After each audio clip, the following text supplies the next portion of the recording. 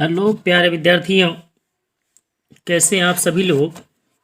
उम्मीद होंगे स्वस्थ होंगे, अच्छे होंगे और अपनी पढ़ाई को जारी रखे होंगे। प्यारे विद्यार्थी, हम लोग काव्य खंड में सूरदास जी का पद पढ़ चुके थे, लेकिन जीवन परिचय को नहीं पढ़े थे। तो आज हम सभी लोग जीवन परिचय पढ़ते हैं। हाँ, जीवन परिचय तो आपकी किताब में भी है, लेकिन किताब में तो है, लेकिन पढ़ने का तरीका कैसे है, किस तरीके से पढ़ना है आपको और कैसे याद करने का तरीका है, वो आज हम आपको सिखाएंगे। और हाँ, यदि सीखना है कैसे जीवन परिचय लिखना होता है, कैसे याद करना है, याद करने का तरीका क्या है, तो हमारे वीडियो में आप बने रहिए। और हाँ, एक और निवेदन आपसे, यदि आप पहली बार हमारे यूट्यूब चैनल पर हैं तो हमारे यूट्यूब चैनल हिंदी वेद को सब्सक्राइब करिए। ऐसी ही अच्छी तरीके से सिखाया जाएगा आपको कैसे जीवन परिचय याद करना है, पूरा पाठ्यक्रम कराया जाएगा। और हाँ, यदि आप पहले से हमारे यूट्यूब चैनल को सब्सक्राइब किए हैं तो एक लाइक कर दीजिए और हाँ, वीडियो को शेयर कर दीजिए।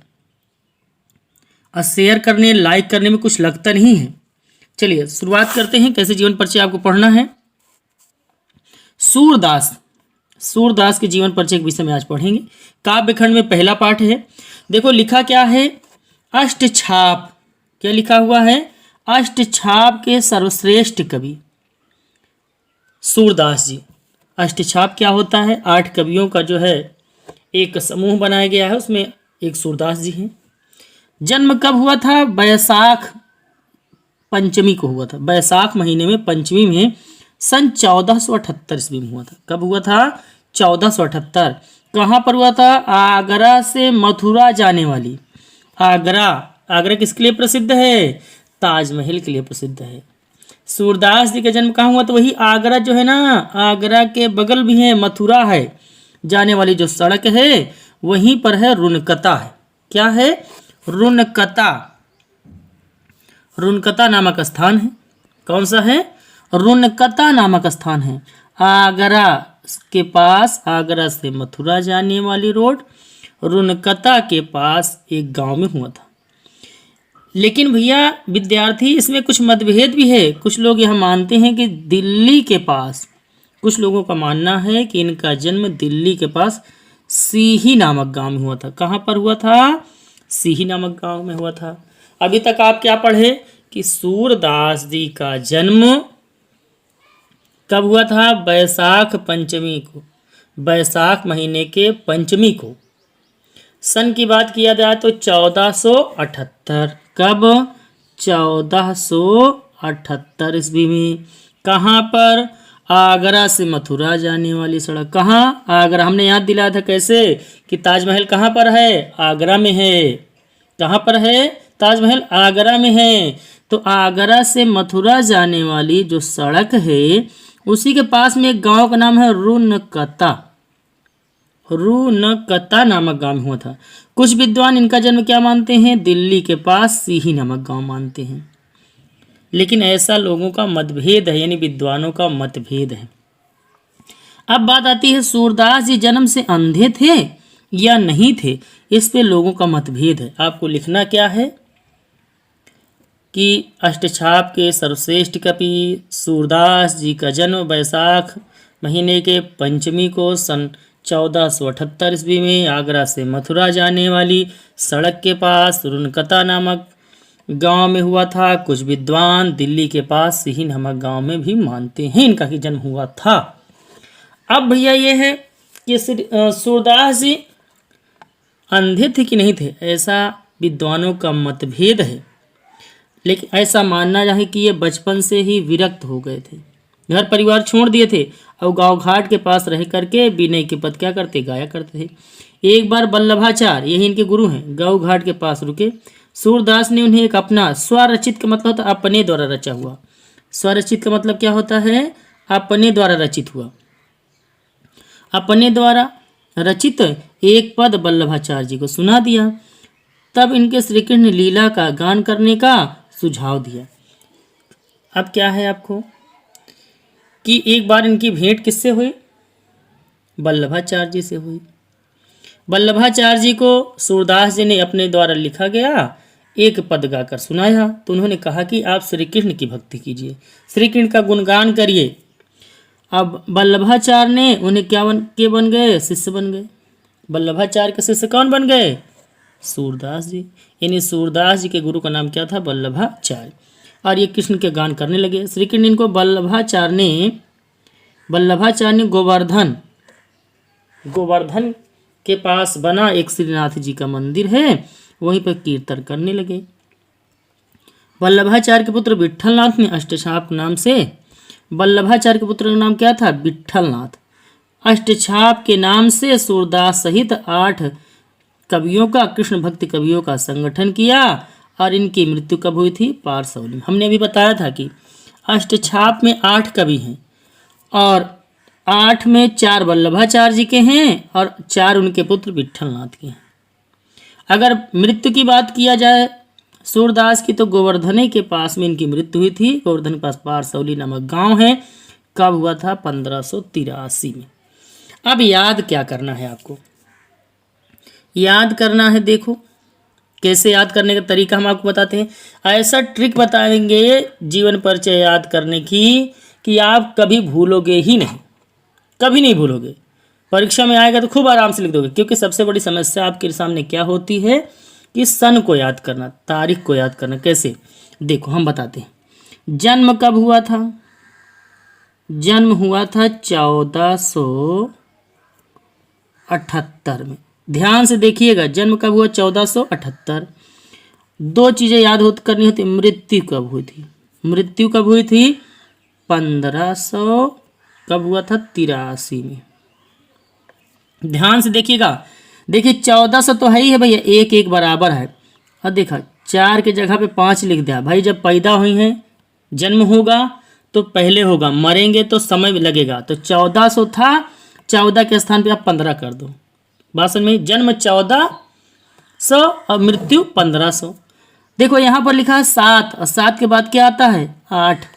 7 के बाद क्या आता है? 8 आता है।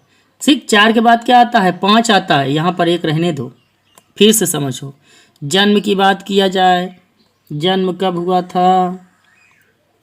1478। मृत्यु कब हुई थी? ऐसा सीख लो, कभी भूलवा नहीं करेगा। 1583। कब हुआ था मृत्यु? 1583। हमने कहा 1 है, 1 कोई बात नहीं। 14 के बाद क्या आता है? 15 आता है। 7 के बाद क्या आता है? 8 आता है। और देखो 3 8 में देखो पैदा हुए 8 तारीख पे दिखा है और 3 देखो, ये देखो 3 अगर ऐसे जोड़ दो तो क्या बन जाता है? 8। यानी देखो 3, ये इसको क्या बना सकते हो? 8 बना सकते हो। फिर से समझो कैसे ट्रिक है याद करने की। 1478 और 1583। 3 देखो ऐसे है ना, अगर ऐसे गोली कर दें इधर तो 8 बन जाता है ना, एकदम आसान है। 14 के बाद 15, 7 के बाद 8, अब 8 के यहाँ की जगह कर दो 3, क्योंकि 8 बना कैसे है? देखो ऐसे 3 बनता है, इसको ऐसे जोड़ दो, ऐसे तो 8 बन जाता है। समझे? यानी जन्म 1478। जन्म कब? 1478। और मृत्यु कब है? 1583। कभी नहीं भूलेगा। समझ में गए बात? जन्म के स्थान के क्या बताएं कि रुनकता केवल लिख दो। आगरा से हमने बताया कि ताजमहल कहाँ है? आगरा में। आगरा से कहाँ? आगरा से मथुरा। गांव का नाम क्या है? रुनकता। क्या है? रुनकता। 3 4 चीजें याद कर लो, अपने आप जीवन परिचय याद हो जाएगा। रुनकता नामक स्थान पर। समझ गए? आगरा से मथुरा जाने वाली सड़क के पास रुनकता नामक गांव पर गांव। और क्या बताया? एक और है दिल्ली से। कहाँ? दिल्ली। दूसरे लोग मानते हैं, दूसरे विद्वान की दिल्ली के पास सीही। दिल्ली के पास सीही। दिल्ली के बाद सीही नामक स्थान पर हुआ था। जन्म से अंधे थे कि नहीं थे? मतभेद है। जन्मांध थे, ये क्या है? मतभेद है। इनके गुरुजी का नाम क्या था? वल्लभाचार्य। क्या नाम था? वल्लभाचार्य। गुरुजी का नाम क्या था? वल्लभाचार्य। समझ में आई बात? कुछ ऐसे ही याद करना है। आगे देखो, अब देखो परीक्षा में 4 नंबर का आता है। कितने नंबर का जीवन परिचय आता है? 4 नंबर का। ठीक, लेकिन जीवन परिचय से ही काम नहीं चलता है, आपका रचनाएं भी पढ़नी होती हैं। एक रचना, 2 रचना आपको लिखना ही लिखना है। तो रचना का नाम क्या है, हम आपको याद करने का तरीका बता दें। कवि का नाम क्या है? सूरदास है। क्या है भैया? सूरदास। रचनाएं, हेडिंग पहले आप डालोगे तो रचनाएं डालोगे। क्या डालोगे? रचनाएं, हेडिंग डालोगे। जीवन परिचय डालने के बाद क्या डालोगे? पहले जीवन परिचय रहेगा, उसके बाद क्या रहेगा? रचनाएं रहेंगी। रचनाएं में आपको लिखना कैसे, जीवन परिचय याद करना है। कवि का नाम है सूरदास। कवि का नाम क्या है? सूरदास। और सूरदास देखो ऐसे का नाम है सूर। जीवन परिचय जैसे आएगा सूरदास का, तो रचना का नाम नहीं याद आता। सूर, सूर येहू में है सूर। फिर यहाँ लिख दिया सागर। क्या लिख दिया? सूर सागर। सूरदास, सूर सागर। सूरदास की रचना सूर सागर। एकदम आसान है, जीवन परिचय कभी भूलवा नहीं करेंगे आप। उसके बाद क्या है? लिख दो सूर सागर से सूर सारावली। क्या है? सूर सारावली, सूर सारावली। एकदम। एक और का नाम क्या है? साहित्य लहरी। सब सा से हैं। क्या है? साहित्य लहरी। क्या है? साहित्य लहरी। बहुत अच्छा, बस इतना याद करना है। एक बार सुन लो, सूरदास जी का जन्म कब हुआ था? अष्टछाप के सर्वश्रेष्ठ कवि सूरदास जी का जन्म वैशाख माह के, क्या है देख लो, वैशाख माह के पंचमी में हुआ था। कब हुआ था? पंचमी में हुआ था। आगरा से मथुरा जाने वाली सड़क के पास रुनकता नामक गांव में हुआ था। कुछ लोग मानते हैं कि दिल्ली के पास सिही नामक गांव में इनका जन्म हुआ था, लेकिन ऐसा लोगों का मतभेद है। जन्म अंधे थे या कि नहीं थे, जन्म से ही अंधे थे कि नहीं थे, ऐसा विद्वानों का मतभेद है। एक बार इनकी भेंट किससे हुई थी? वल्लभाचार्य से। किसकी हुई थी? वल्लभाचार्य से हुई थी। वल्लभाचार्य से भेंट हुई। इन्हीं को सूरदास जी ने अपना एक पद गाकर सुनाया। जब गाकर सुनाया तो खुश हो गए। तो गोवर्धन के पास, कहाँ पर? गोवर्धन के पास श्रीनाथ जी का क्या था? मंदिर था। श्रीनाथ जी के मंदिर के पास से भजन कीर्तन करने लगे। मृत्यु इनकी पारसौली में हो गई थी। कहाँ हो गई थी? पारसौली में हो गई थी। कब हो गई थी? 1583। समझ गए? रचना की बात किया जाए तो सूर सागर, सूर सारावली, साहित्य लहरी। और इनके बारे में कुछ जान लेते हैं। इनकी यह और देखो क्या है, यह प्रसिद्ध है। सूरसागर में 1.25 लाख पद हैं। सूरसागर में कितने पद हैं? सागर माने बड़ा होबे करता भैया, सागर जैसे बहुत बड़ा होता है, तो सूरसागर। यह केवल 10,000 पद है, लेकिन अब भैया इसमें 1.25 लाख पद थे, लेकिन अब 10,000 मात्र पद हैं। सूरसारावली की रचना है। इसमें भाव शैली रचना की दृष्टि सूरसार प्रमाणिक रचना है। इसमें कितने छंद हैं देख लो, कितने हैं? 1000। सूर सारावली में कितने छंद हैं? 1107 छंद हैं। और साहित्य लहरी में 108 राष्ट्रकूट पद हैं, दृष्टिकूट पद हैं। समझ गए? इनके रचनाओं के संबंध में कहा जाता है, क्या कहा जाता है? साहित्य लहरी सूर सागर सूर की सारावली, श्री कृष्ण जी की बाल छवि पर लेखनी अनुपम चली। यानी साहित्य लहरी, सूर सागर, सारावली, सूर सारावली। बाकी इसमें और कुछ नहीं आपको करना होता। ये आपका जीवन परिचय समाप्त हो गया। क्या हो गया? जीवन परिचय इनका समाप्त हो गया। समझ गए बात को?